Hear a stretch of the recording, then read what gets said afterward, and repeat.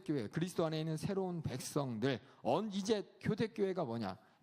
읽어보겠습니다. 그 초대교회는 옆에 있는 걸 읽어보겠습니다. 초대교회 시작. 그리스도 안에 있는 새로운 백성들입니다. 이 새로운 백성들이 언제 시작되느냐? 바로 오순절 성령이 임하면서 시작됩니다. 제자들 중 가장 중요 제자들은 예루살렘에 거하지만 박해로 인해서 많은 제자들이 밖으로 이제 나가게 됩니다. 밖에 가서 이제 복음을 전하게 됩니다. 그러다 보니까 이방인 사람들, 다시 말해서 예루살렘 밖에서 복음 전하면서 받아들이는 사람들 상관 가운데 계속해서 갈등이 일어납니다. 이런 갈등이 해소한 게 바로 예루살렘 회의라고 사도행전 15장에 나오는데, 하나님의 말씀과 이방 지역에서 이 관습과 이것이 계속 부닥칠 때 어떻게 해결해야 되느냐, 또 예루살렘 공회를 통해서 그런 상황 가운데 그럼 예수 믿는, 우리가 믿는 도리, 복음의 도리, 예수의 십자가의 도는 무엇이냐에 대해서 알아봤을 때, 예수 믿는 사람들이 맨 처음에는 자신들을 어떻게 이해했냐면은 구약에 수많은 유대인의 분파가 있다 그랬잖아요. 바리새인, 사두개인, 열심당, SNF파 여러 가지가 있다 그랬잖아요. 그 중에서 하나님을 섬기는 어떤 다른 방법, 예수를 통해서 하나님을 따로 섬기는 유대인 한 분파다라고 많은 사람이 생각했어요. 그 당시에 교회 밖에서 유대인들, 아니, 교회 밖에서 교회를 쳐다보는 유대인들이나 교회 밖에서 유대인들을 쳐다보는 로마 사람들이나 나머지 사람들이 봤을 때, 저 사람들 유대교회 회당 중심으로 모이는 유대인들이 섬기는 그 하나님을 여러 가지 방법으로 섬기는데 그 중에 하나가 바로 그리스도 교회야라고 인식을 했는데, 복음이 전해지면서 또 그 성령님이 함께 하시면서 확실하게 알게 된 것은 뭐냐? 그 유대교 중에 하나가 아니라 예수를 믿는 새로운, 그러니까 유대교와 별개적으로 하나님을 사랑받고 하나님의 말씀을 지키는 새로운 하나님의 백성이라는 것이 확신하게 된 것입니다. 무슨 말씀인지 알겠죠? 예전에 우리는 당연한 듯이 받아들이지만 옛날에는 안 그랬어요.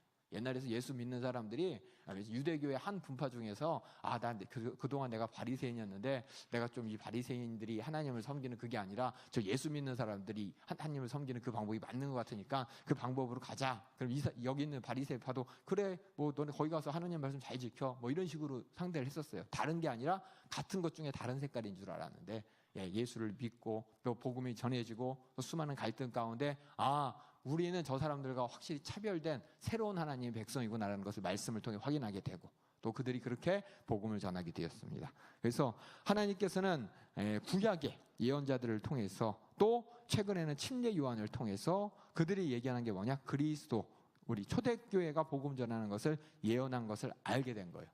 성령이 임하시고 성경을 다시 보니까 이 성경 얘기하는 게 전부 다 뭐냐?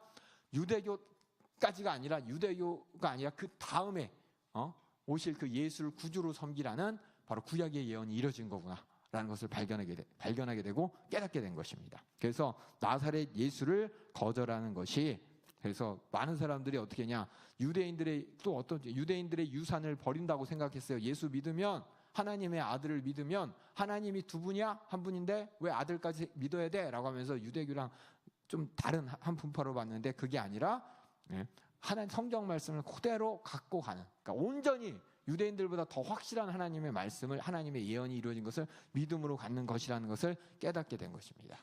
그 다음에 그래서 성경을 근거로 보니까는 이방인들도 이 하나님의 언약의 백성에 포함되는구나, 그걸 알게 된 거예요. 유대인들은 이 혈통만 있어야 돼, 혈통. 아브라함의 후손이어야 되고, 그들이 유대교를 섬기려면 부득불 섬긴다면 하나님의 백성이야지만 할례를 통해서 너희가 유대교로 편입되는 이방인으로 살아. 이렇게 그냥 이방인이지만 하나님을 섬기는 백성으로 할례를 통해서 받아줄게. 하지만 너네는 약속의 백성이 아니라 약속의 아브라함 후손 옆에서 붙어있는 떨거지야, 이런 식으로 받아들였는데, 이 성경 말씀을 가만히 보니까 이방인들도 하나님의 백성을, 하나님을 아버지로 부를 수 있는 아브라함의 후손과 같은 지위를 누릴 수 있다는 것을 성경을 근거로 이제 발견하게 됩니다. 그리고 예수님의 가르침과 생애를 통해서 구약 성경이 진짜 의미가 무엇이었구나, 바로 예수를 오게 하시는 이유, 왜 예수가 오셔야 되는지를 설명한 것이고, 예수가 오셔서 무엇을 할 것인지 보여주는 것이고, 그렇게 하나님의 자녀가 되는 약속을 가진 책이 바로 구약 성경이었구나라는 것을 알게 된 겁니다. 언제? 성령이 임하시고 나서 그렇게 알게 된 것이 바로 처음 교회, 그들이 자기 자신을 이해하는 방법이었습니다. 우리는 지금 수천 년이 지났으니까 당연히 예수 믿는 거랑 구약의 유대교랑 틀리지.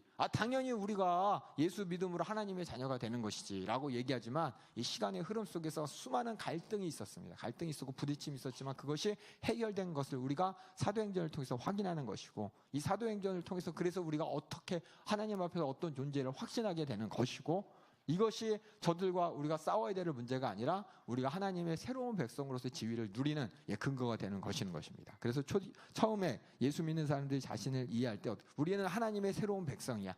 어떤 백성? 구약의 약속을 이룬 백성.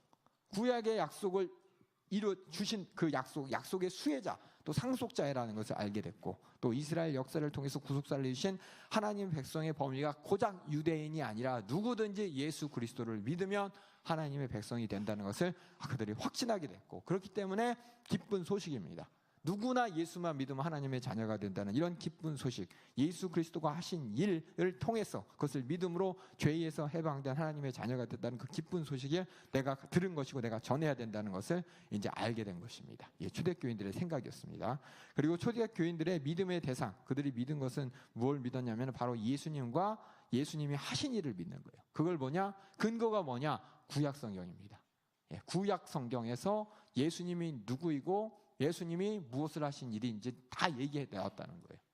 많은 사람들이 구약 성경을 바라보지만 예수님을 바라보지 못합니다. 유대교인들이 아직도 그래요. 유대교인들은 성경을 잘 몰라요. 왜냐하면 성령님이 깨닫게 하셔야 되는데 성령님이 깨닫게 하지 못하니까 그들이 머리로 아무리 굴려도 예수님이 구약에서 말씀하신 약속의 대상인 것도 잘 모르고, 예수님이 구약 성경 말씀에 다 모았을 때 만들어지는 형상인데 예수님을 모르는 거예요. 근데 우리 오늘 잠깐 이따 보겠지만은 이 초대교회 베드로의 특별히 설교를 통해서 구약 말씀이 어떻게 예수님을 얘기하고 구약이 어떻게 우리 예수님의 약속을 얘기한 것이고 예수님이 구약의 약속을 성취한 것인지를 그대로 알게 하는 것입니다.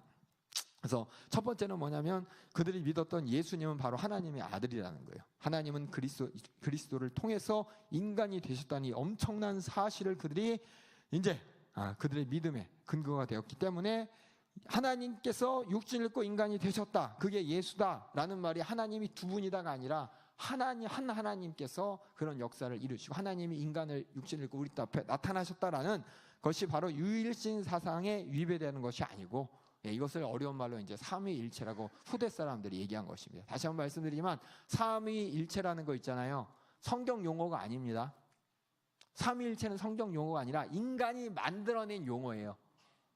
인간이 왜 만들었냐? 어떻게 하나님이 세 분인데 한 분이라, 아들 하나님, 아버지 하나님, 성령 하나님이라고 성령에 나오는데 어떻게 하나님이 한 분 유일한 하나님이라고 하는, 이게 말이 돼? 말이 안 되잖아 라는 그 인간의 지식의 한계를 어떻게 해요? 뛰어넘게 그냥 이건 우리가 할 수 없고 하나님이 이해하게 하셔야 되는 거야 라면서 삼위일체라는 단어를 만든 거예요. 후대 성경에 없는데 그걸 어떻게 하면 이해해 보려는 인간의 노력의 결과가 삼위일체라는 단어입니다. 근데 이걸 여러분들이 오해해갖고 삼위일체가 성경에 있는 단어인 줄 알아요. 삼위일체는 성경에 없는 단어입니다. 그 다음 그 후에 어떻게 이걸 머리로 이해해 보려는 사람들의 생각이 만들어낸 단어예요. 아시겠죠? 그래서 이걸 설명하는 방법이 되게 많아요. 저도 이제 삼위일체에 대해서 인간의 머리로 좀 해결해 보려고 저도 신학교 가서 삼위일체가 도대체 그게 뭔데 그렇게 이해를 못해? 성경 말씀 잘 읽어보고 잘 이렇게 찾아보면 다 되지라고 했는데 삼위일체라는 단어 자체가 성경에 없어요. 삼위 그냥 아버지와 아들과 성령 하나님이 한 분 하나님이시다. 이게 성경에 나온 그 주제인데 인간의 논리는 안 돼요. 1 더하기 1 더하기 1이 어떻게 1이 되냐? 3이 돼야지 라고 하면서 이것을 설명하는 인간적인 방법이 많이 있는데 이것이 성경을 이해하고 하는데 조금 도움이 되지만 더 많은 오해를 낳습니다. 우리는 그냥 성경 그대로 믿으시면 돼요. 성경 그대로 믿으시면 됩니다. 삼위일체라는 것을 삼위일체라는 용어를 믿는 게 아니라 성경에 나타나는 아버지 하나님, 아들 하나님, 성령 하나님, 그리고 오직 하나님은 한 분이다. 이걸 그냥 믿으시면 되는 겁니다. 이외에 다른 것 막 어떻게 삼위일체가 되냐면은 뭐 수학적인 것을 논리적인 것을 막 들이대면서 막 봐봐 물을 봐봐 저 위에 산골짜기에 흐르는 시냇물도 있고 중간에 흐르는 큰 강도 있고 바다도 있잖아. 이게 다 이게 어떻게 물을 다 연결돼? 이게 삼위일체야. 어떤 사람이 이렇게 설명을 해요. 유럽의 유명한 학자가. 이런 식으로 성경을 이해할 수 있는 게 아닙니다.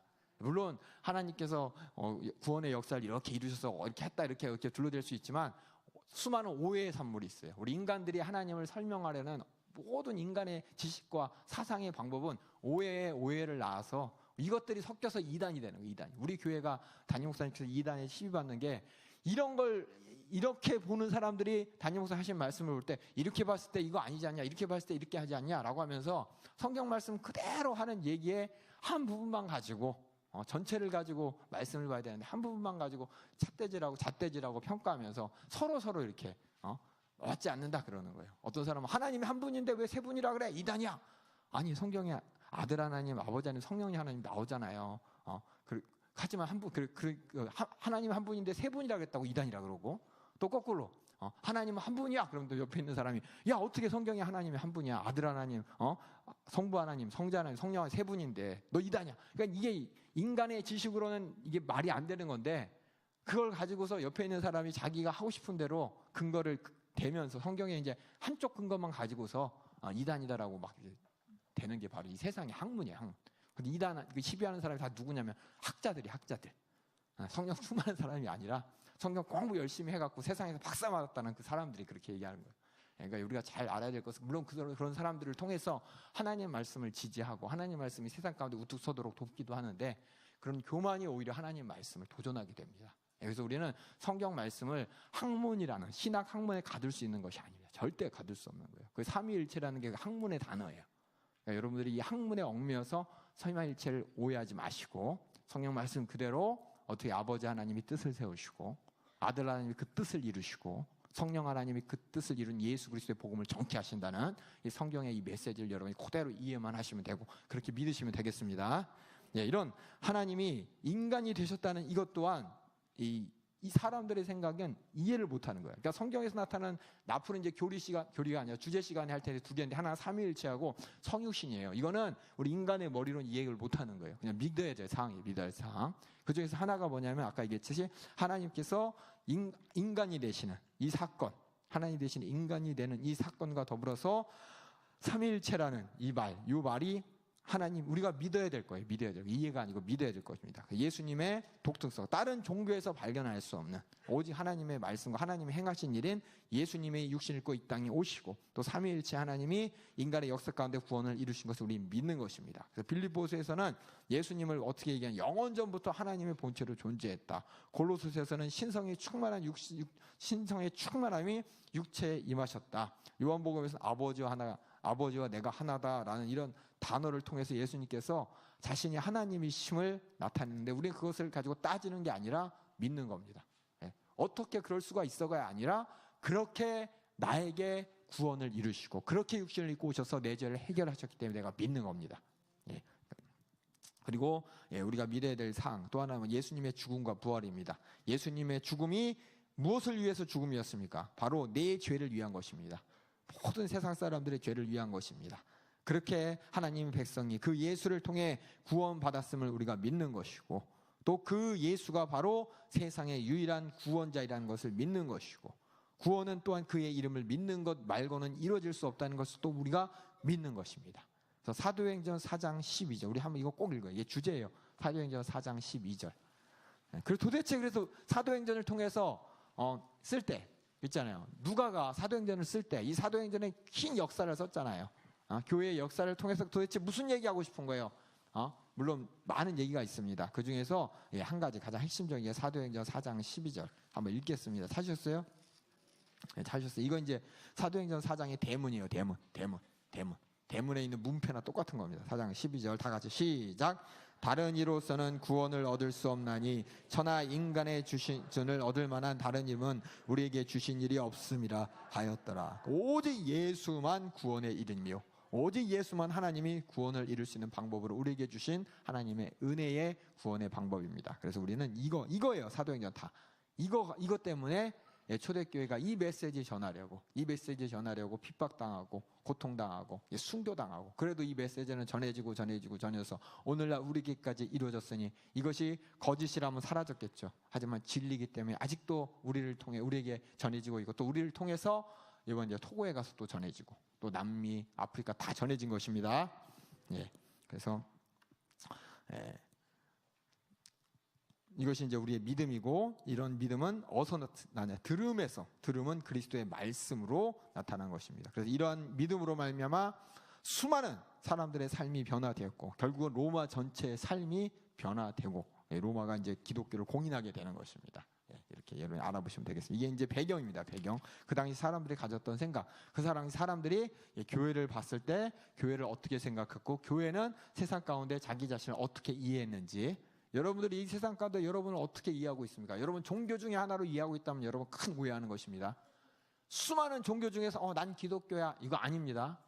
우린 진짜 하나님이 주신, 진짜 하나님께서 말씀을 통해서 우리의 문제를 알려주셨고 문제를 해결하셨고 해결한 그 복음을 우리에게 주셨기 때문에 참 하나님의 말씀을 믿고 참 하나님의 약속을 붙잡고 참 하나님이 주신 저 천국을 바라보면서 사는 것입니다.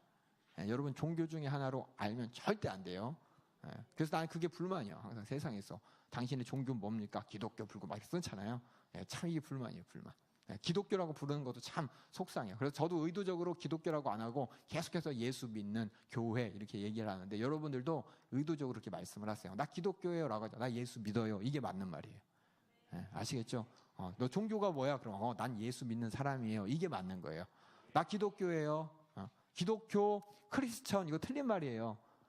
세상에서는 크리스천이에요. 그럼 기독교구나 이해하는데 그게 아니에요. 크리스천이라는 단어 자체가 예수님 닮아서 예수님처럼 사는 사람이에요. 예수 믿는 사람을 얘기하는 겁니다.